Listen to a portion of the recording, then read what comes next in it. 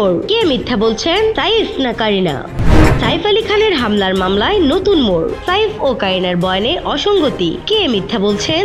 এছাড়া এ মামলাকে ঘিরে আরো কিছু প্রশ্ন ঘুরপাক খাচ্ছে। সব মিলিয়ে সাইফ আলী খানের মামলা নতুন মোড় নিয়েছে। সাইফ আলী খানের হামলার মামলা ঘিরে জটিলতা ক্রমেই বাড়ছে।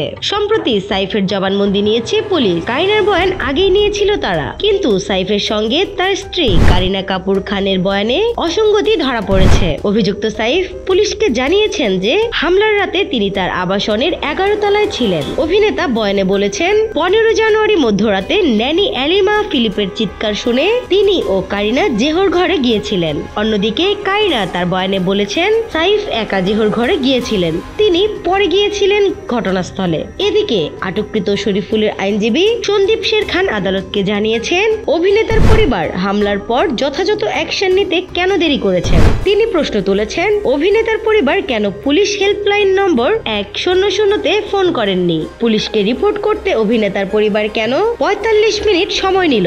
সন্দীপের আরো অভিযোগ, অভিনেতার পরিবার প্রতিবেশীকে ফোন করেননি কেন সাহায্য নেয়নি, আর অভিনেতাকে হাসপাতালে নিয়ে যাওয়ার সময় তার সঙ্গে পরিবারের কেউ কেন ছিল না। আইনজীবীর বক্তব্য, এত দেরি করার কারণ অভিনেতার ওপর যে হামলা হয়েছিল তা গুরুতর ছিল না। স্নিগ্ধা আখি, দৈনিক নতুন সময়, ঢাকা।